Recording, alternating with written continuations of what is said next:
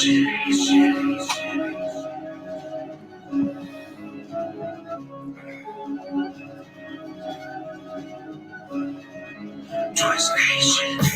sports with a twist, no script. Legends coming through on the guest list. TC, Minnesota, land of the lakes, full Green Bay. That's all I gotta say. Gotta score with the Wolves, you know we don't play. We get wild every single day. We got our flaws, but we love our saints. Twist name, go to like our page. Twist Nation.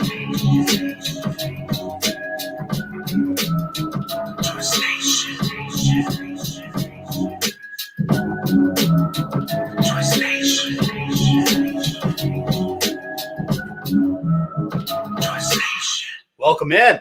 What's going on? Twist Nation. You know what time it is. Episode 20.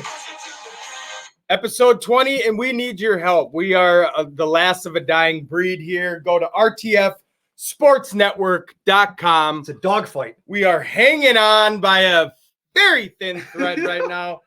So I'm gonna do it right now. I'm voting Twist. On and off the field was our main competition there for a while. They've gone back of the pack. Below the Mic has like over 800 episodes. They're gonna be tough. We're gonna need you, Twist Nation. So yes, every computer just every voted. Phone. That's 2,300, and I was the fourth vote. We're still holding on at 41%, but Below the Mic is at 39%. Bring it. Vote. Smash the vote. Just go and vote. Do something productive today. Share the show. Let's just vote. I'm going to be bringing it up multiple times. Yes. I will stop this show so you can vote. We'll turn this show around and go home. Yeah, we will. I think we will. So big show today, fellas. We episode 20. We hit a milestone. Barry Sanders. Barry Sanders. Yeah. Very good, Greg. I'm very proud. I know Greg right now is very pumped up. I mean, we all are, but this next guest that we have today, the first one of the day, Dan Needles, coming to us. Greg, go ahead. Give us a little background from your fan favorite here, Dan Needles. Dan the Man Needles. Dan Needles, the sports director for the ABC affiliate in Milwaukee, Channel 12. A little backstory. Dan Needles and I also went to the same high school. Dan was also coached by my dad. He went to Oshkosh and then traveled around in different networks throughout Wisconsin, found his home in Milwaukee, and has been the sports director there forever. So if you're from the Milwaukee area, or ever get to the Milwaukee area, he's the sports guy. Beautiful. Well, let's bring him in. Dan, what's up, my friend? Welcome in. Good morning, gentlemen. How you doing? Thank you very much for having me. I'm wearing a Milwaukee Brewers sweatshirt. Perfect. Oh, perfect. All right. We'll let it slide right there. We'll let it slide. Yeah, we don't mind. I'm glad I rep my Twins hard today, then, Dan. Nice. Hey, nice. Dan, go ahead. Twins. No, go ahead. No, I was going to say. To Wisconsin, you can tell how excited Greg is right now. He's been chomping at the bit. He's like, I got Needles on today, pumped up. He woke up probably at about 4:00 this morning. Oh, yeah. Just ecstatic. So it's awesome. We're happy to have you in. First thing, obviously, we've got questions for you. But first and foremost, this interview is brought to you and sponsored by Bricks Boat Works. Go ahead, Mike. Give them a little spiel on Bricks. Oh, Bricks Boat Works is just your trusted local source for marine repair. Here in Minnesota, though, not in Wisconsin. Yeah, they're expanding. They're conquering, so it's awesome. We just fell off of Twitter over there. That's all right. So go ahead. Okay, Dan, I want to get right to it. I'm not doing anything all day, every day, like pretty much everyone else. I've done maybe 450 mock drafts, and no matter how I do it, the Packers are always taking an inside linebacker. What position? I don't care what guy. What position do you think they're taking Thursday night? I'm pretty sure it won't be a quarterback. He's getting a little long in the tooth, though, Dan. He is, but Aaron Rodgers is going to play, I would think, at least 4 more years. So if you pick a quarterback now, it will be like when they picked Rodgers, except Rodgers got picked in 2005, and he didn't take over until 2008. This guy might not take over for 4 or 5 years, and by then his rookie contract would be up, and then they'd have to re-sign him. So I think they'll probably pick one maybe in the 5th or 6th round, something like that. There's a guy from Wisconsin, who went to Ashwaubenon High School, who played at Florida International, James Morgan, who's getting a lot of heat. And I know Sports Illustrated in their mock draft had him going to the Packers in the 5th round. A lot of people are saying wide receiver because there's such an abundance of wide receiver, and the Packers don't really have a number 2 right now. I'm guessing, based on the past, that the Packers will pick a wide receiver in the 2nd or 3rd round, or maybe both. They have 10 picks. In the past, guys that they took in the 2nd round, Greg Jennings, James Jones, Jordy Nelson, they've had so much success outside of the 1st round. They've only picked a wide receiver in the 1st round 4 times in their history since the combined draft. 3 of them turned out to be great. James Lofton, Sterling Sharp, Javon Walker was a Pro Bowler. The other one was a guy named Barry Smith that didn't turn out too well. I just don't see them picking one in the 1st round. So it could be an offensive tackle or it could be an inside linebacker. It all depends on what falls to them. I know that Kenneth Murray is a guy that a lot of people like out of Oklahoma. I don't know if he'll be available. There's a couple of tackles I think that are going to go really high in the draft. I think this is something that anybody that picks late in the 1st round, they have the same problem each year. They can do all the mock drafts they want, but with the number 3 and 4 picks up for grabs right now, it looks like the Lions may trade, the Giants may trade. Who knows what that does to the way the draft falls? Will there be a run on offensive linemen so that there's nobody 1st round worthy when the Packers pick? Will there be a run on inside linebackers? So it's so hard to tell what they're going to do. But I know in this draft, they will get at least one inside linebacker. They will get at least one offensive tackle, probably a guard or a center as well. They got to take a tight end at some point, and they have to get some wide receivers. Since we're talking about offensive linemen, I want to go to the Wisconsin College then and check out Tyler. How do you pronounce his last name? Biotish. Okay, Biotish. Tyler Badass. Yeah. So what do you think about him, and can he move and play at the next level at other positions other than center? I think he can play guard. The biggest concern with him right now, he had surgery after the Rose Bowl on his shoulder, and it wasn't major surgery, but because he hasn't been able to have pro days with any of the teams, they probably question whether they should take him in the 2nd round. He may end up being a 3rd or 4th round pick. We talked to his agent this week, a guy named Joe Panos, who was the captain of Wisconsin's Rose Bowl team in the 94 Rose Bowl. He's gone on to the agent business, and he represents, I think, 4 offensive linemen in this draft. And he's been working him out, and it's fortunate for Tyler because Joe is a former offensive lineman, so he knows all the drills.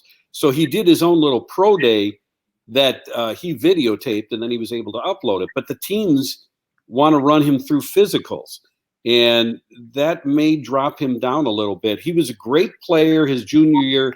His senior year, maybe not quite as good, but still an All-American. And I think he's probably the 2nd or 3rd rated center in the draft. Yeah, he's a 3-star recruit, 6'3", 320, good sized kid. The Vikes obviously need a lot of help at offensive line. We have a mock draft section of this show later on. And I think Benz and myself both have him picked going to the Vikes. And I did take him in the 3rd round, pick 105.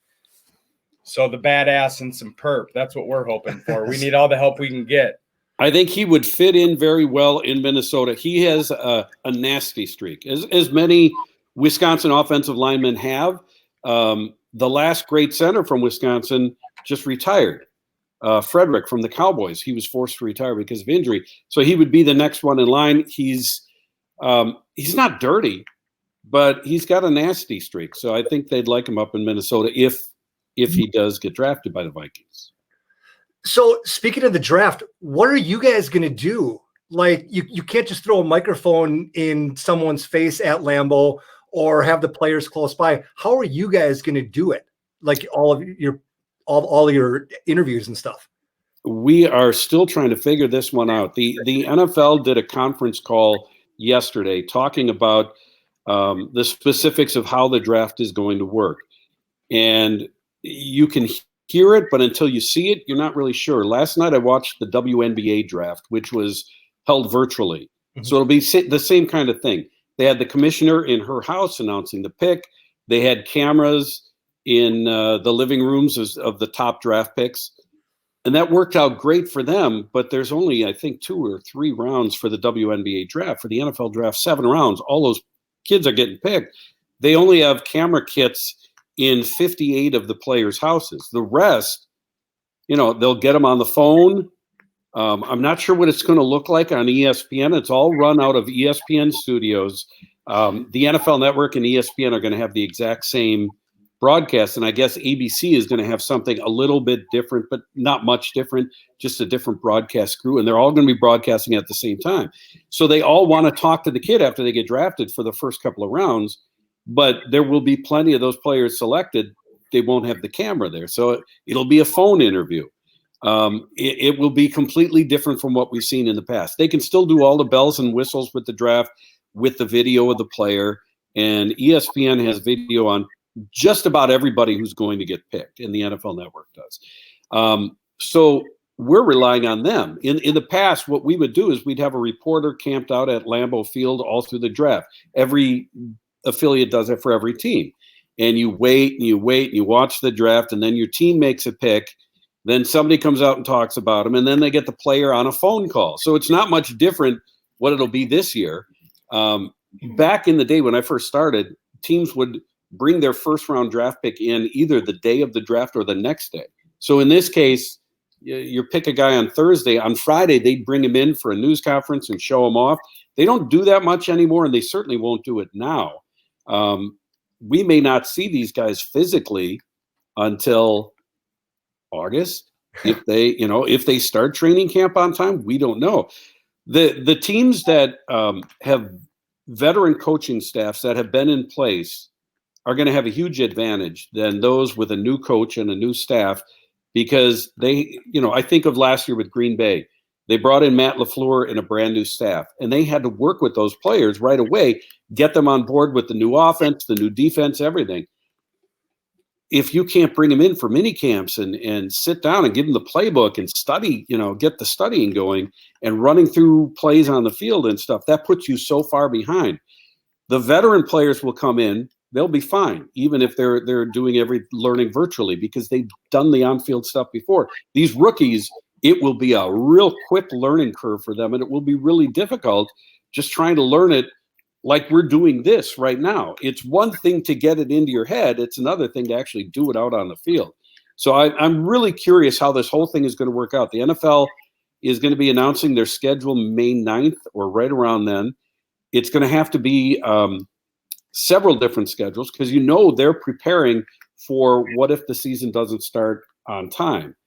And they have a time set for when you'll be able to come in for training camp, but then they have to have a separate one for 3 or 4 weeks later. Yeah. So nobody really knows what this whole thing is going to look like, but the rookies are going to be the ones that are furthest behind, I think. Yeah. So then let's switch gears over to Jonathan Taylor. Why is Jonathan Taylor not the Saquon Barkley of this draft, in your opinion? Number one, there's a devaluation of running backs throughout the NFL. Outside of Christian McCaffrey and the contract he just got, if you're a top running back, you're not going to be getting anywhere near that. Melvin Gordon, another former Wisconsin guy, got $8 million a year from the Broncos, but it's not guaranteed money. And Mel Kiper Jr. was talking to us about Jonathan Taylor. He said if this was 1985, he'd be a top 15 pick in this draft. But nowadays, unless you are a Saquon Barkley, somebody with that absolute proven talent that they have no questions about coming out of the backfield, picking up blitzes, then they'd go high. But otherwise, you're not going to go till maybe the second round. Taylor is fast. I mean, he ran on the UW track team on the 4x100 relay. The questions are, can he hold on to the ball? He had, I think, 16 to 18 fumbles at Wisconsin. And he carried the ball a lot, but he showed the ability to put the ball on the ground. Can he catch the ball coming out of the backfield? I know in a game against Minnesota last year, he caught one, a deep pass coming out of the backfield, but it's the swing passes and things that he's had trouble hanging on to. And can he pick up the blitz? He never really had to at Wisconsin because he mostly just carried the ball. So he has to prove all of those things, but he's a phenomenal athlete. and he's durable. I think whoever picks him up, if it's the right system and they use him the right way, he could be a 1,200-yard back his rookie year. So me being a diehard Minnesota Vikings fan, I hate everything Wisconsin and Packers, except for maybe Greg and now you, Dan. So the only thing I look, when it comes to Packers is who I do not want you to get. And a name that keeps popping up is Randy Moss's son, Thaddeus, as a potential second, third round pick to the Packers, which would absolutely devastate me. Do you think that would be a good fit for you guys? And do you see that working out? He is one that I've heard. Another name that I've heard, Michael Pittman, although he's getting a lot of run all over the NFL as a second-round pick. What the Packers have a history of doing in the second round with these picks is, like, I think it was the third round, they picked James Jones, and everybody's like, who is James Jones? San Jose State? It's usually not the guys you expect them to pick.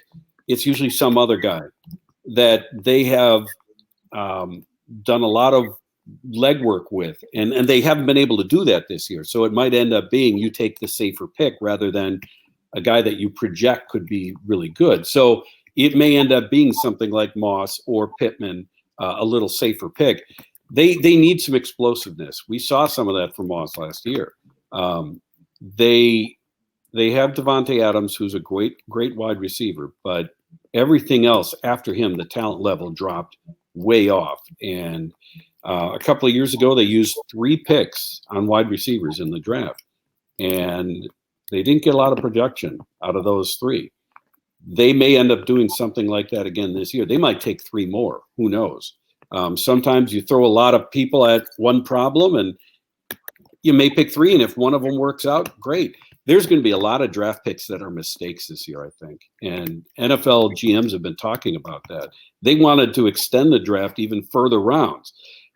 Signing undrafted free agents is going to be more important than ever this year. There's going to be a lot of guys who get passed over in the draft that will make rosters and end up playing really important roles on those teams. Was Adam Thielen one of those guys? Was he drafted, or was he a free agent? He was not drafted. Nope, he was. And the Vikings have a history of really hitting on their undrafted free agents, and so they do a good job at that. But yeah, Thielen was Mankato boy.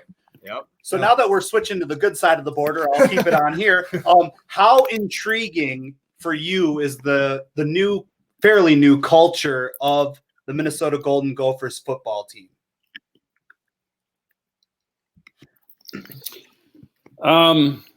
We love to make fun of it here in Wisconsin, row the boat in circles, and you know what? The Wisconsin-Minnesota rivalry, when both are good, we haven't seen it for so long. And like this last year, there was so much buzz around that game. It'll never be Michigan-Ohio State. We know that. But for that division to be taken seriously, you need to have something like either Nebraska stepping up or Iowa and have a Nebraska-Iowa rivalry, Minnesota-Wisconsin, where they're both good, where they're all good. It makes it so much different because we have seen Wisconsin in basketball especially, but in football also, go into Minnesota and get some of those players out of there. It should get to the point where the Minnesota builds up a wall, like when Barry Alvarez came in at Wisconsin. That was his first goal, to build a wall, because at that time, some of the best players were going to Michigan or Iowa. They weren't staying home at Wisconsin. He got them to stay at home. If he can keep the best players in Minnesota, and the same thing if Pitino stays there with basketball, it makes those rivalries so much better. It makes the conference so much better. Nobody likes it when it's every year the same teams winning. And I think that's been one good thing with Wisconsin's football becoming a national player. I wouldn't say a national power. They've never gotten to the national championship playoff yet, but they've been a player, and it keeps it from being just Michigan, Ohio State, Penn State. When they're good, again, it adds to that, and you can see it with Minnesota. You guys know how much talent there is in that state, and there always has been. And it's one thing for basketball, and it's the same thing in Minnesota as it is in Wisconsin. When you get a kid who is elite level, and they're getting recruited by Duke and Kentucky and North Carolina, they're not going to stay and play at Minnesota. They're not going to stay and play at Wisconsin. It's a rare chance to go to one of those programs. Okay, that's understandable. But when you've got a really good player from Minnesota and he goes to Wisconsin, or a really good player from Wisconsin and he goes to Minnesota or Iowa or Michigan, that hurts. And it hurts the relationships between the coaches in the high school level and the coach at the college level. A few years ago, Gary Anderson was the coach at Wisconsin, and he let that relationship with the high school coaches slip. And kids started going away. Nate Stanley goes to Iowa. You had, I don't know the whole situation with James Morgan. He ended up going to Bowling Green and then Florida International. But Wisconsin doesn't produce a lot of Division I quarterbacks in the first place. And if they go somewhere else, that looks bad. So what PJ Fleck has done, we saw it first when Wisconsin played Western Michigan in the Cotton Bowl and thought, oh, that's cute, row the boat. And everybody made fun of it. You can't make fun of what happened last year, getting off to that start. And now the question is, was it a one-year thing? Will they be able to do it every year? Will they be able to add to that success with recruiting? Because obviously he's done a good job of getting some talented players to stay there and to come into there. If he does, it makes the Big Ten a completely different scene in football. Yep. Great. Agreed. We appreciate it. That's awesome. You know what, Dan, I really appreciate it. I know we do. This has been great. I want to have you back on after the draft, after they do something with the rest of the NBA season and finally give the Bucks their championship. I don't care if that's in August or November. I just want them to get their championship, but I want to have you back on and talk about all that. Greg wants to make you the fourth host of the show, Dan. Yeah, no doubt. I need to even up the numbers. Hey, you know what? I sit around right now. I still go into my our station and do a sportscast from in the studio. A lot of stations aren't doing that, but we only have a couple of people in there. But there's not a lot going on. Okay, so I'm free to talk anytime. Awesome. That's what we like to hear. I mean, no matter where you are in Wisconsin or Minnesota, you're still a part of the Twist family. So we appreciate that, and we hope you stay well, and God bless. All right, Dan? All right, good luck, guys. Thanks a lot, Dan. We want to get you in our fantasy football league, too. Oh, that as well. Yeah, we'll get you in on that. All right. Thanks a lot, Dan. Take care, Dan. All right. Beautiful. Wow, Greg. I'm going to fix Twitter. Holy cow. That's a whole lot of information. Oh, man. Greg's half chub right now. It's freaking awesome. That's awesome. Well, we're going to get our Border Battle Twist logo up there. Yeah, let's get it going. Love it. Beautiful. Make sure you guys are sharing. I see we got some viewers right now. That's awesome. Make sure you're sharing this, letting your family become our family. That's what this is all about. Also, make sure you're going to RTF Sports Network, voting for us as the show of the month. We appreciate that as well. Don't forget, man, sharing is caring in this business, so we appreciate it very much. I dare you to share. Dare it. Smash it. All right, second interview is a phone interview. Beautiful. With Twins Daily and KFAN Zone, John Bonus. Johnny Bonus. Bring him in. I was calling John Abraham. Oh, we've been there, done that. Been John's there, done great that. as well, but great John. You just keep those numbers in your phone just That's to look what cool. it's all about. Yes, I do. And again, brought to you by Bricks. Bulwarks. Visit them. Lakes are thawing. The lakes are thawing out. Go call Bricks.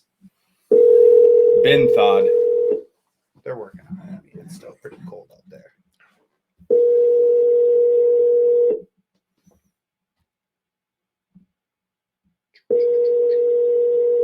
Johnny boy. You're the ninth caller. Johnny boy. Hi, this is John Bones. Oh, he'll call back. Yep, he All right. will. Roll into it. Yep.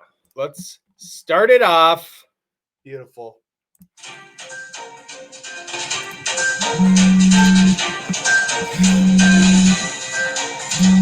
I see. Look at that. Impeccable. What are you working on, a breakfast sandwich over there, John? No, the phone just did not pick up. I don't know. I hit a little button and it just hung up on me. I thought you were pulling the bacon out of the oven, bageling up with the cream cheese. I want a breakfast sandwich so bad right now. I'm on my way to Taco Bell, to be honest. Oh, there he goes. Don't worry about it, John. Every time Mike calls me, I do the same thing when my phone rings with his name on it. Well, John Bonus, welcome to Twist. Man, I mean, it's one thing hearing our favorite personalities on KFAN or listening to your podcast or reading an article on Twins Daily, but to have you in on the Twist show, we greatly appreciate that. So you said you're on your way to Taco Bell. What else have you been up to lately during this quarantine to stay well? Well, we've been full steam ahead. I've actually been really proud of our writers on Twins Daily. They've been full steam ahead. We've been having 3 to 5 new stories every day, even during this complete shutdown. And, the interest in the team is down, interest in baseball is down. But it's given them an opportunity to stretch their writing muscles, I think, a little bit. And that has been really cool to see what they kind of come up with. Whether it's Randall Stew's satire, or we still have some analytical pieces or some minor league analysis. So it's been great, actually. I've been really excited about it. So like the players are staying in the gym, you guys are still staying writing, it's yeah, that's right. Beautiful. So obviously the main question for you to start this off is, have you heard anything, whether it's, theories or opinions on what's going on with the season, and is there going to be one? Well, I mean, I've heard what you guys have heard. Sure. Right. I've heard a little bit of behind the scenes stuff. I think Major League Baseball is really serious and exploring these options of either doing something in Arizona or in Florida. I think they're trying to put the pieces in place so that once societal things clear up to the point where they can go ahead, charge ahead, they will be ready to charge ahead. They don't want to be sitting waiting for stuff. I think they've been, putting in orders for coronavirus tests. They have been contacting people about travel plans from foreign countries and how that's going to work. And I think they've been figuring out the logistics of a schedule if they have to shorten it and everybody has to be in Arizona, or if they can split that up between Arizona and Florida. And so I'm actually fairly optimistic that they're going to figure out something. I tend to be an optimistic person, though. So, you take that as you will.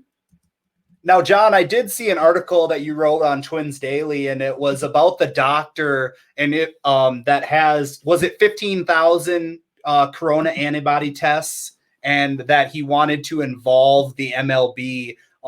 If you could elaborate a little bit on that article, I'd appreciate it. Yeah, that's interesting. So, it wasn't my article. It was something that I retweeted from somebody else. But the idea was that one of the labs or third parties that Major League Baseball partners with to do their PED testing,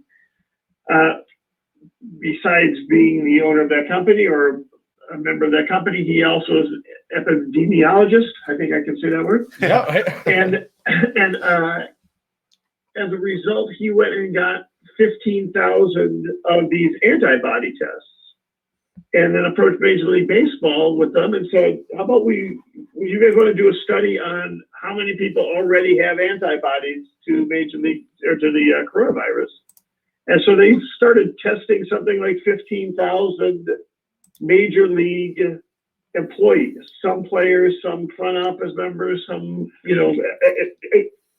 what is that? That's 500 people across each team, right? Right. Okay, there's 15,000, 3,330. Yeah.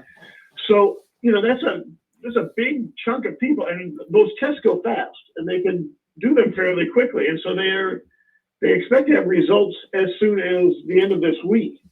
It's interesting for two reasons. The first one, the more larger societal one, is we're kind of flying blind on this in a lot of ways. I've got opinions on why that is, but bottom line is they're flying blind on a lot of this stuff, and it's really one of the reasons we had to do a complete shutdown. One of the things that's important is how many people who might have antibodies and are already immune to the disease, and that is actually something that another article came out today saying, just because you have antibodies doesn't necessarily mean you're immune to the disease, unlike some other ones, but they're just not sure if that's true or not. But anyway, we don't really have any idea what percentage of the overall population has already had this. Because of the shortage of tests, they're really only testing people that it's really important to know, and that is particularly healthcare workers. So those case counts that you see in the newspaper, New York Times, or Minnesota Department of Health, etc., those are we know those are a fraction of the people who have had it. And then there's also people who are asymptomatic that have it. So bottom line is, this is a study that Major League Baseball kind of jumped into, initiated, and could really provide some valuable information regarding the extent and where we are in the process of battling this thing. And I thought it was super cool that they're involved. Now, they probably have an alternate motivation as well. They want to know how many of their own people have it as well and might be immune in case they decide they want to actually start a season. Right. One of the challenges here is, not just keeping the 30 players that are on the roster healthy, but keeping all the people around them healthy. And some of those people might have, might not be 28-year-olds in the peak of their health. So, if they end up having to go this Arizona or Florida route, they're not just going to be quarantining the 30 players, they're going to be quarantining all the people around the 30 players, I think. Well, I think they should just evacuate Arizona as a whole and bring every sport there.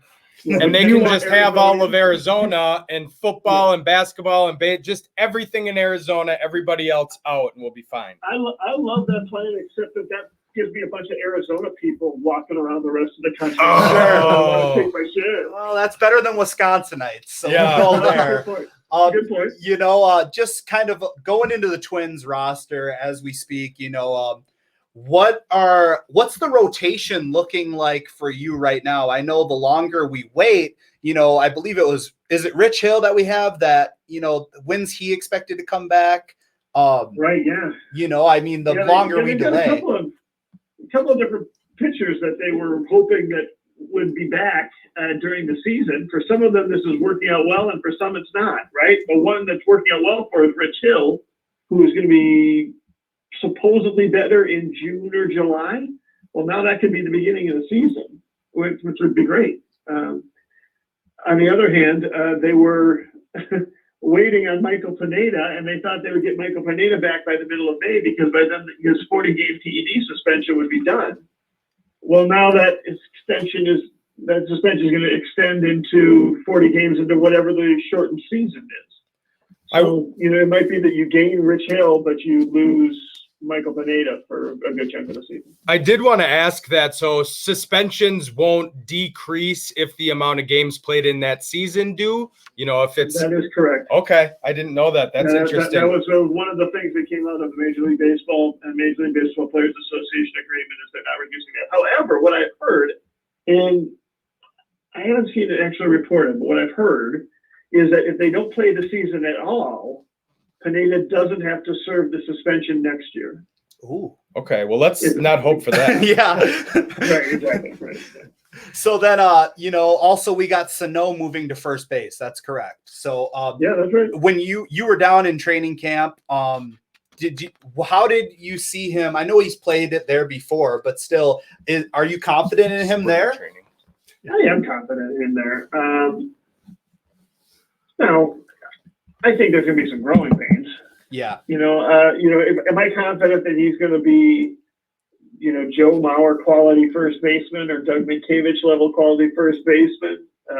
No, I'm not. But and frankly, he might even be a below average first baseman for the first half of the season or something like that. But everything we know about Miguel Sano is that he's an athlete. He's a guy who played shortstop when they signed him. Right now, he's a 300-pound, 280-pound shortstop at this point. But I don't, what Twins first basemen have to be particularly good at doing is digging the ball out of the dirt because you got Polanco's arm and Luis Arraez's arm, and we don't have a lot of strong arms around the infield right now. And picking a ball out of the dirt is something that third basemen should be able to do. So I think we will probably have some errors, and we will all dwell on them, and there'll be some flare-ups, and there'll be a lot of concern. But I don't think we're going to repeat the 2016 season when he was in right field and just looked lost out there. I think he is an infielder, he is an athlete. I think he's got a chance not only at eventually becoming a very good first baseman. Yeah, and I think his bat will definitely make up for his blunders in the field. So that's right. easily said. So obviously, on the other side of the pitching mound, then, you know, we brought in a big stick in Josh Donaldson. There was just a lot of talk of kind of his off the field mentoring. You know, he had came out and said he really wants to make an impact on this ball club long after he's done. You know, and that's one of the things that's tough about this season is we're coming off a historic year last year, and now we're playing the waiting game as Twins fans. We're excited. You know, we bring in somebody like Josh Donaldson, you know, really making a bunch of moves to try to impact this ball club for a better year, and now we're kind of in limbo. Can you touch on the addition of him to the team and what that brings to us? Yeah, I mean, you take a historic offense and you add Josh Donaldson for CJ Cron. Well, that's a plus. Yeah. I mean, that's pretty good. You know, and there's some other things too. You got a full year of Luis Arias, which I'm kind of excited to see. You know, you will have Miguel Sano hopefully missing the first third of the year. We get to see a full year out of him. We can see if Byron Buxton stays healthy. You know, and you've got some potential bats in the corner outfield spots that could be moving up at some point. Like if Eddie Rosario struggles, do we get to see Kirilloff? Do we get to see Larnick? Do we get to see Brett Rooker? Like there's a bunch of different options that we got. They're really loaded offensively, and I'm excited to see what can end up being there. Yeah, Josh Donaldson brings a ton. He brings a huge boost in offense over CJ Cron, and more importantly, he brings a huge boost in defense. Or maybe not more importantly, but as importantly, he maybe brings a huge boost in defense over Miguel Sano at third base. So, yeah, there's a lot to be excited about. That's why this is such a bummer. Yeah, well, we greatly appreciate you stopping by with us today, John. You're a part of the Twist family now, so that's awesome. And hopefully once this season gets going, or when we get an announcement such, you know, leading into it, hopefully we can get you on for a little bit here and there just to be our Twins guy, because you are the @Twins geek. So that's what it's all about. I would love to anytime. Awesome. Well, get some burritos. John. Yeah, get you some Taco Bell and enjoy the rest of your weekend. Order me a chili cheese burrito. Yeah, all right. I'm on board. Thanks, man. Thanks, John. Take care. Beautiful. Beautiful.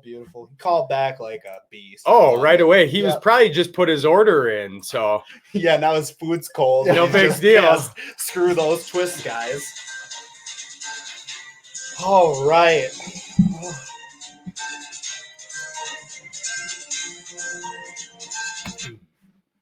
Headlines for the week. Here we go. Number one, top high school player Jalen Green enters the NBA G League pathway. California high school star Jalen Green, the number one prospect in the 2020 ESPN 100, is making the leap to a reshaped NBA professional pathway program. You know, he'll receive $500,000 plus he will also be able to get, help me with it, you know, in endorsements. Yes. He also has that opportunity. So that's awesome to see that there's a different pathway. I wish he was going to college, but who knows what's going on with college hoops. I heard he's going to get a face mask endorsement. Might as well. Actually, one thing I did hear about that new program, the new revamp program, is these guys are eligible. They can take college classes. It won't be at a Duke or North Carolina. It will be in the area where they're playing, but they will have tutors and things like that. So these guys will be able to get an education as well. That's the unfortunate part about it, though, as well, is that these guys are going to be in Podunk, USA with these teams, you know, so not a lot of flash, not a lot of things like that, but it may change. Also, you go ahead. You don't need an education when you're rolling around with 500 stacks of cash. So hopefully you get a financial advisor. Yes. Headline number 2, 5-star forward Isaiah Todd decommits from Michigan. Will look to play pro. His mom, Marlene, thanks, Marlene. Oh, Marlene, yeah. Says they're exploring pro routes and they have not made their decision on whether to go overseas or to join the Jalen Green aspect and go to the G League. He going to Italy. He's going to get paid somewhere. And that's what the G League really wants, is these players staying here and developing, you know, under their kind of tutelage. So it'd be fun to get these high prospects merging together. So there's actually some good play ball. Taking some money away from the NCAA. Yeah, good. Look out, ballers. Even though they're trying to pay them too. That's what it's all about. Number 3, Broncos star Von Miller tests positive for the Rona. He says, it's true. I've just been here in the crib and I started to get a little cough. You know, I have asthma and I started getting a little cough a couple of days ago. My girlfriend said she heard me when I was sleeping and I was coughing and it didn't sound normal. Sure enough, he's got the Rona. Oof. He says, stay inside. This is real. Yeah, it is real. Correct. All right. Number 4. Thanks for the great advice. Yeah, that's what we're appreciate it, sitting Vaughn. here together. Sharp as a tack. All right. Number 4, Jazz's Mike Conley beats Bulls Zach LaVine for the horse title. Oh, epic game. Epic showdown. That's a title you cannot win, Mike. So that's all challenge I'd say. accepted. Mike Conley ability to use both his left and his right And hand. be indoors. He's the only one who's got his own indoor court. Well, it propelled him to win the NBA's first horse competition, which many are saying is going to take the spot of the dunk competition in the All-Star game. Wow. I doubt that. Something to chew on. A lot of excitement. Number 5. The Last Dance is set to air episode 1 and 2 tomorrow night on ESPN. You can catch the unedited version, so there will be cussing Just what like on Greg Lake said. ESPN, and then you can go over to ESPN 2 if you got the kids watching and you don't want them to hear that, because there will be cussing. Unedited like you porn or? Either or, yeah. I think a lot of F-bombs by old MJ. Oh, just the language. Yeah, Gotcha. It's just a language thing. Yeah, not censored. They're censored. Yeah, There won't we'll be go any with that. beeps. Parental advisory. That's what they TVMA. say. So yeah, that's the headlines for the week. Thank you. Well, now it is time to get learned, ladies and gentlemen. Oh, here we go. Bring it in. The soothing sounds It is. of the knowledge coming out of Mike Reeves' mouth. Get learned. Someone's going to get learned. All right. Today in history. Today is April 18th. Way back in 1908, Tommy Burns knocks out Dewey Smith in 5 rounds for the heavyweight boxing title. Feel the burn. Dewey. 1946, Jackie Robinson debuts as a second baseman for the Montreal Royals. 1950, Sam Jethro is the first African-American to play for the Boston Braves. 1962, 16th NBA championship between the Boston Celtics and LA Lakers. Boston defeats the Lakers 4-3. 1966, Bill Russell becomes the first African-American coach in NBA history for the Boston Celtics. 1968, the first ABA basketball championship begins. Greg was there live. Greg, what does ABA stand for? The American Basketball Association. Wow, good for you. That doesn't count as a point for the game that's coming up. Thank God. 1987, Mike Schmidt hits his 500th home run versus the Pirates. 1991, Schmitty. John No Short Stockton breaks his own NBA season assist record at 1,136. Short. What a stud, just out there breaking his own records, looking at his kneecaps. Oh, man. Love Dishing it. the rock. Thighs for days. 1995, quarterback Joe Montana announces his retirement from foosball. Ugh. 1998, NFL draft. The Tennessee quarterback Peyton Manning was the first pick by the Indianapolis Colts. The year after, in 99, Wayne Gretzky plays his last game in the NHL as his New York Rangers lose 2-1 to the Pittsburgh Penguins. The great one. In 2008, NBA owners give approval to a potential Seattle Supersonics relocation to Oklahoma City in a 28-2 vote. Now, if money doesn't talk, that's the Yeah, I was proof. going to say none of those votes are from Seattle. Oh 'cause they're my still God. pissed. And then we got some birthdays. Couple birthdays. 1963, Conan O'Brien, American TV host, was born in Massachusetts. And my favorite, not of the Kardashians, but of the birthdays, Kourtney Kardashian Born in 1979. I'm more of a Kim. Also, Bet you are. I'd like to give a shout out to my niece Maya, who turned 17 today. Happy Shout birthday, out. Maya. There you go, Maya. Stay off the roads because Maya is on them. Yes. Yikes. It's in Colorado, so I think we're safe over here. You Maya want to stay off the roads. Yeah. Boom. There we go. Love it. Let's get this off here. Let's fire this up. Fire it up.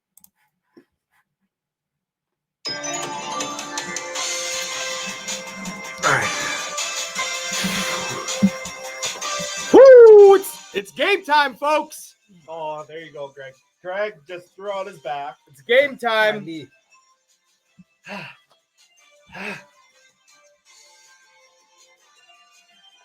All right. Greg.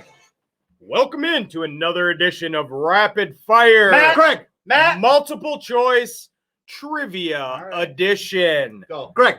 So they seem to remember how to play the game. There are 9 questions. Again, this is multiple choice. I will read fast because this is rapid fire. Question number 1. Which sport is a lot like softball? Matt. Greg. Baseball. It's multiple choice. Oh. I go first. No, that's is my answer. Football, hardball, baseball, squash. Greg. Matt. Greg. Baseball. I didn't You need should- the ball for choice. You I already do. knew it. Nope, it doesn't matter. Doesn't matter. Point GBG. I should be giving negative points out for There you go. Trigger Mike over here. Yeah, whatever. Question number 2. Which sport is not an extreme sport? Dirt biking, skateboarding, rock climbing, gymnastics. Greg. Matt. Gymnastics. Boom. Rapid fire, tie, 1-1. Question number 3. Which sport uses a net, a racket, and a shuttlecock? Volleyball, tennis, badminton, Matt. or cricket? Badminton. You didn't wait to see me. No. 2-1. I get took twice here, Greg. 2-1. Do not answer before I am done No. reading. Oh, the cheat. 2-1. Question number 4. They're fired up over here. Let's get loud. Woo! Question number 4. Based on the number of people who play it, what is the most popular sport in the world? Is it golf, bowling, soccer, or Greg. basketball? You didn't wait. Yeah, I did. Nope. No.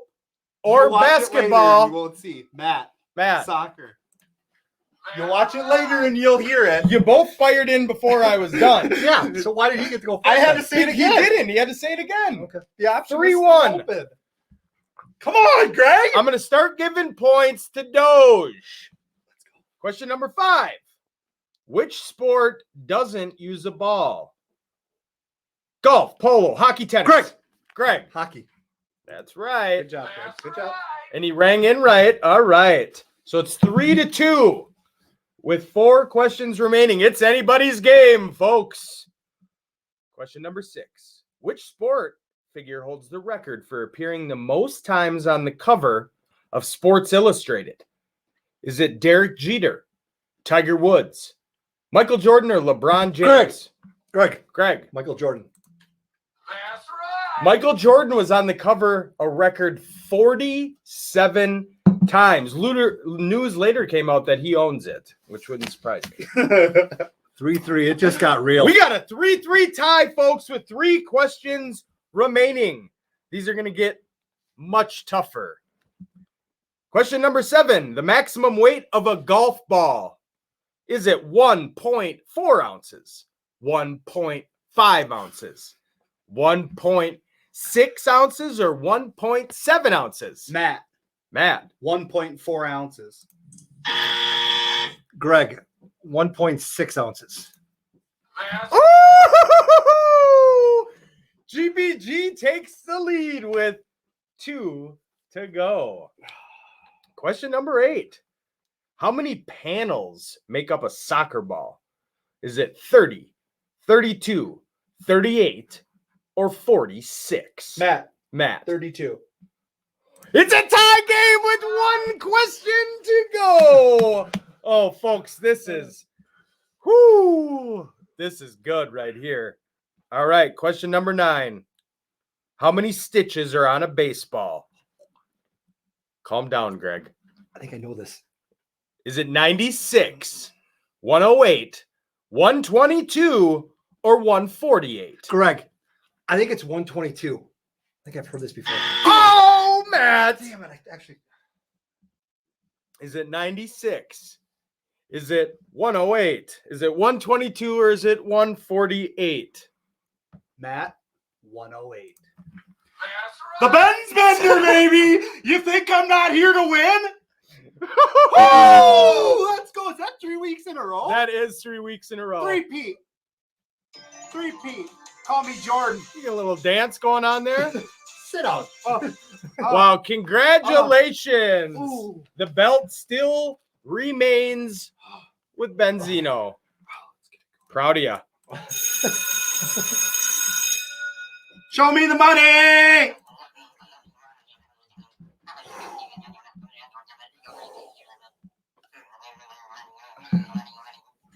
All right, time for our sports rants. Who wants to kick it off this week, fellas? Let's go to the opposite side. I always start. All right, losers start first. All right. Oh, losers.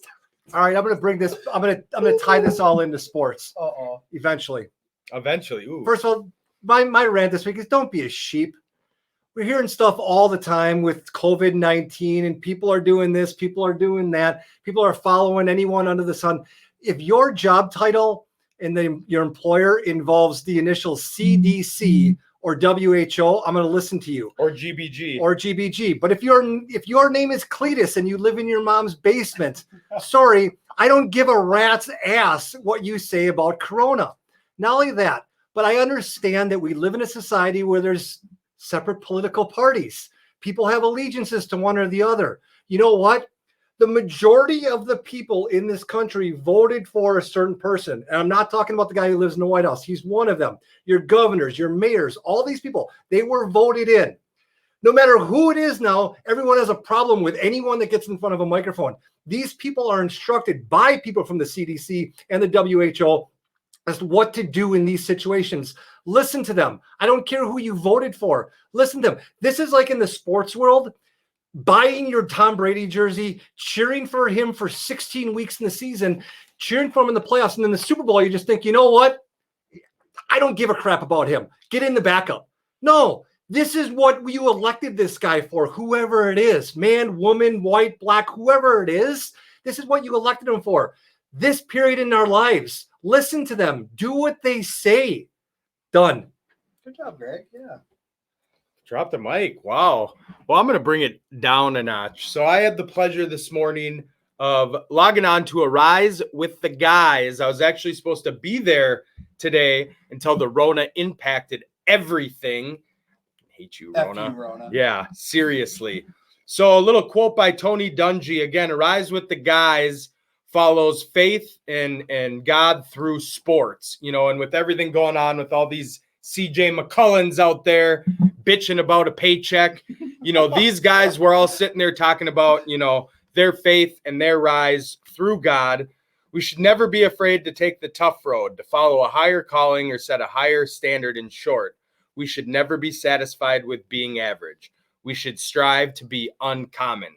That's what we do here at Twist. We strive to be uncommon, follow the righteous path, the only person following under the sun, not GBG, G-O-D. Close enough. Love it. Love it.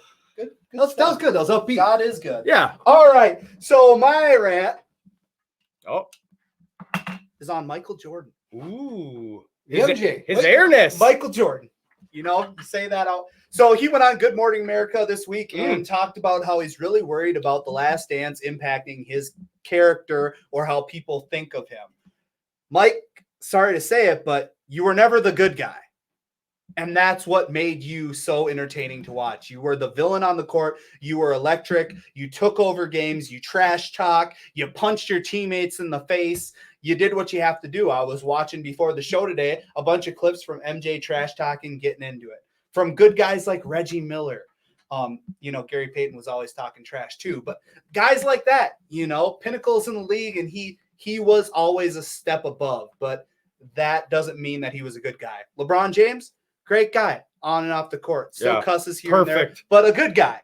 All right? Basically a perfect human being. Well, I wouldn't go that far, but you know what I mean? So MJ, to say that, I hope it was just a publicity stunt. I hope it was to give you hype for a different, target market on Good Morning America for them to watch and be like, oh, maybe Michael isn't what we thought he was. Well, if you thought he was a good guy, you never watched, because you didn't watch to see a good guy. You watched to see one of the best ever. He punched a teammate. Good for him. Steve Kerr. Yeah. Got him a bunch of rings because he probably got punched in. That's osmosis. That's what happens. You get punched by MJ, you become a god. So that's what happens. So there's that. That's my rant for the week. Yeah. Can't wait to watch it. But yeah, Mike, Go swim in your don't pile get of money. soft now, Mike. You suck, you jackass. I wouldn't say you suck, but At life. 2 billion says otherwise. But Yeah. yeah, no big deal. Good stuff. Good rants. Yeah. Wow. From Rona to Faith to MJ. Pretty good. Pretty good Wow. stuff. There you go.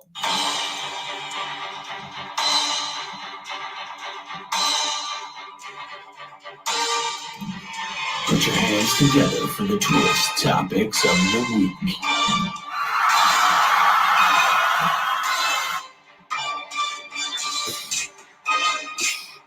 Oh, time for the twist topics. Yeah. Twist topic number 1. Will the XFL be back after filing for bankruptcy? Are they donezo? According to a prominent former XFL staffer who was on the call, Pollock stopped short of saying the league was going out of business, but the strong implication was clear. It's done, the staffer said. It's not coming back. It's over. It's a wrap. Yeah, I think that, Vince McMahon was willing to invest a lot of money into it, but he's getting a little old. He actually cut a lot of WWE employees this week as well. So I think that he's looking to secure the investment for his kids instead of throwing money at something that's just going to be now even longer out before they start seeing profits from it. So yeah, I think it's over. Right. It was a fun Experiment. for him, but you can't go against the NFL. There's not enough fans out there to get loyal to a complete new league. Yeah, it's fun, but at least the WWE is essential in Florida now. Yeah, so no that's kidding. all that matters. Beautiful. Yeah. Thanks again, Rona. Appreciate it. At least he's got Twist grunt. topic number 2. Does Christian McCaffrey's contract spell the end for Delvin Cook after this year in Minnesota? I think so, because I think that what people don't understand, or people like Dalvin Cook, like Kamara, is this contract was for Christian McCaffrey. It's not like quarterbacks where it sets the bar for who comes after him. Christian McCaffrey is such a unicorn at that position that you're not going to base all these other guys, Dalvin Cook and Kamara, and these guys are going to try to base their contract off of his, and it ain't happening. So, yeah, I think it is done for him. I think that these teams are going to go after guys like Jonathan Taylor, guys that they can lock up for 5 years. Sure. So, I mean, you got CMC's contract averaging him 16 million. 15 is closest to him with Zeke. 13 is Le'Veon. Derrick Henry, 10.2. You know what I mean? So, yeah, I don't see it. I don't see how we can pay him. Now, all the articles say differently. They say he's their guy. They're working on it. They're going to get it done. How? Where's the funds? I don't see it. And especially if you're Dalvin, how do you not hold out this year? What's he supposed to get? Like 2 million this year to play? It's like chump change, right, CJ? It's chump change. I can't support my family on $2 million. $2 million? You gotta be kidding me. Not only Paycheck that, to paycheck. Yeah. Yeah, Week to he's week. got to stay healthy, so I don't see him playing. Yeah. If the Vikes do sign him there, he hasn't proven that he can stay healthy. I think if you find a contract more suitable to maybe like a Kenyon Drake, 8 million, like Dan the Man Needles said, a Melvin Gordon, but we're not breaking the bank. I mean, A Mark Ingram, $5 million. there you go. Come on. A milli. That's it. Twist topic number 3. This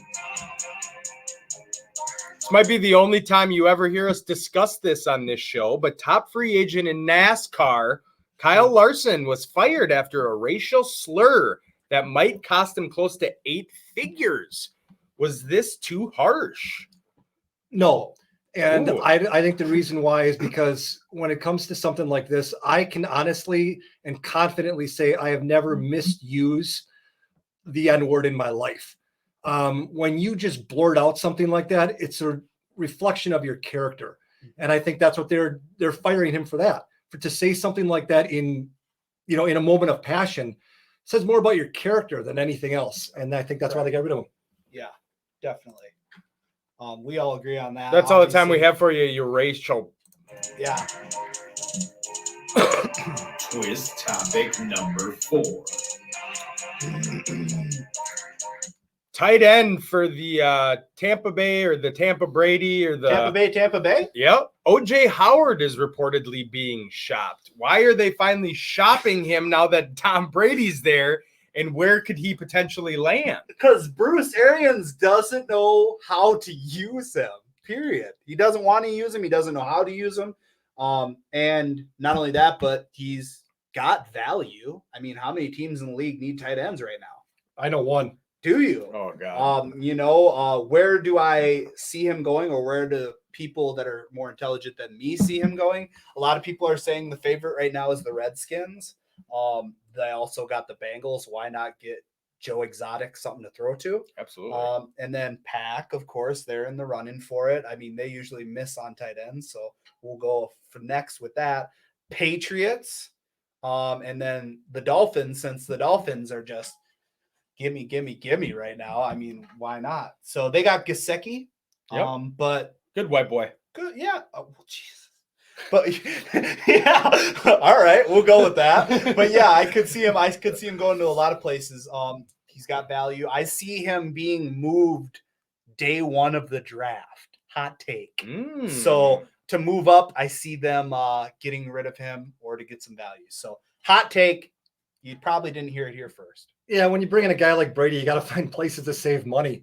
And they can get rid of a guy like him in that contract and then bring in one of these guys that we were talking about earlier with Dan, one of these tight ends that you can pick up in the second or third round to fill that spot. And just, all Brady has to do is say, run out there 12 yards, take a 90-degree left and stand on him and throw the ball to the numbers. Not only that, but I mean, you got all these threats in Tampa Bay. Well, first off, Greg, he's in his 3rd year. Yeah. So he doesn't cost anything. No, but I'm saying that he's going to start costing you money in 2 sooner. years. Yeah, sooner though. Sure. Yeah, 4 years. Yeah, so he'll be able to ride it out with Brady. I think it's ridiculous Who's that you get rid of him. OJ's, I guess, expendable. I see. Go to the Colts. That's where I'd like Phillip to see him. Rivers. Yeah. They got a lot of tight ends out there, though. Whatever. Eric P. Brown. Joe Doyle. Jack Doyle. He ain't my white boy. Shout out Joe Doyle. Number 5. A lot of rumbling in the jungles here about OBJ to the perp. We had to bring it up, okay? Yeah, we why got to talk about it. Why not? Sure. Would he be a good fit? Go. Would he be a good fit? Yeah. To me, personally, I like OBJ. I like him in purple. I feel like he's been more mature. Now I said, more mature in the fact that he's being a good soldier out there, and he didn't come forward necessarily through Twitter, things like that, saying he wants out. All the people that I'm listening to on the herd, things like that, they're stating that their sources say he wants out. First off, Sean, you can't even see it. That's glass. Yeah, you don't see the glass? Plexiglass, right? Go Sorrow, come on, social kid. distance yourself to Think it's ESPN not? too, Sean.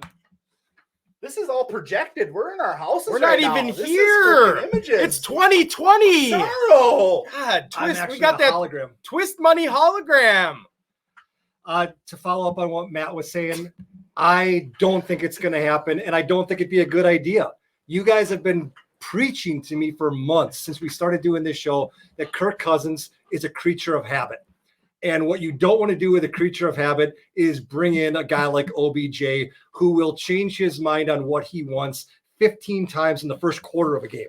You need consistency. You need guys like Adam Thielen and Rudolph. guys that are going to just do the same thing according to the plan. So I don't know. Not that I'm a Vikings fan. I just don't think it's a good fit having Cousins as your quarterback with a guy like OBJ. It didn't work out for Diggs. Why would this be any different? You talked to your mother with that mouth? Jesus. Wow. That's a hot take. Send them. Thanks for joining on, Greg. Unbelievable, What Greg. did I say? Holy cow. Woo! All right. Well, the NFL draft is next week. And what about 13, 14 episodes ago? Couple 13, 14. We did a little mock draft, so we figured we would update it. 7-round mock draft for 2.0. our special teams. We're going to end the show with our envisions. I think we're going to start with Ben's. We're going to go down the line from best to worst. Because Greg, I you was gonna suck. let Greg go first. No, he sucks. He goes All right. last. All right, we'll go first. So at number 22, I've got Gross Matos, edge, Penn State. Like him, he's long, athletic, disruptor, 6'5", 266 pounds, 9.5 sacks last year. Bring him in. Love it. All right, 25, I've got Isaiah Wilson, tackle for Georgia. Gigantic, but moves like he's much smaller, effective on combo blocks, strong anchor. Bring him in. So we're right on the nose right there, except different positions. Correct. I have a D end and an offensive lineman, first 2 picks too. Love it. Number 58, steal of the draft. Hear it out. Michael Pittman Jr., wide receiver, USC. Large frame, reliable hands. Love it. Is he 6'6"? Don't got his height. All I know, he had 11 TDs last year for 1,275 yards receiving. Okay. So 101 catches. Beautiful. Love it. Let's bring him in. Steal of the draft. 89. It pains me to say this because me and Greg do have a water bet. For those of you that don't know, a water bet is if I say something's going to happen and Greg says it's not going to happen, whoever wins gets to throw a cup of water. 5-gallon bucket. A cup of water into the other person, the loser's face. Which is going to be Ben's. Our water bet Benzie. stated that Jake Fromm would go in the first round. I'm still praying that It didn't state. something You stated. happens. So at 89 in this mock draft, I have Jake Fromm coming to the Minnesota Vikings to get taught by Kirk. So, Tutelage. yep, that's what it's all about. That's what he needs, unfortunately. At 105, I've got Michael Oji Muda. Yeah. Cornerback, Iowa. Physical, long corner with athletic build. At 132, I got Tyler Badass. Inside offensive line for Wisconsin. 155, I've got James Lynch, defensive lineman out of Baylor. He had 13.5 sacks last year. Ooh. He is also the all-time sack leader for Baylor. Like that. 201, Lamar Jackson, not the quarterback, the cornerback. Nebraska. He's 6'2", 208 pounds. Love that pick. 205, Carter Coughlin. Roll the boat. Got him. 205 edge. But like me and Mike were saying, we'll move him outside linebacker. That seems like he'll fit. Linebacker. 219, I got John Runyon, offensive tackle, Michigan. Bring him in. He's senior, 6'4", 306 pounds, well fed. 249th pick, we've got Kamal Martin, another roll the boat and bring him in. And then at 253, Jalen Elliott, safety, Notre Dame senior, 49 tackles, 2 picks last year. That's a great draft. I'll take it. Mike? Lovely. All right. So like I said, my first 2 rounders, I went edge 6'6", 285 star AJ Epinesa. Love it. From Iowa. I do like Gross Matos, but if AJ's sitting there and we do stand pat, again, this is based on no trades throughout the draft. I like AJ a lot better than Yatur Gross Mata. I also took a tackle, Austin Jackson. He has a heartfelt story that was on ESPN last week, too. He helped save his sister's life. He's a big 6'6", 310 tackle.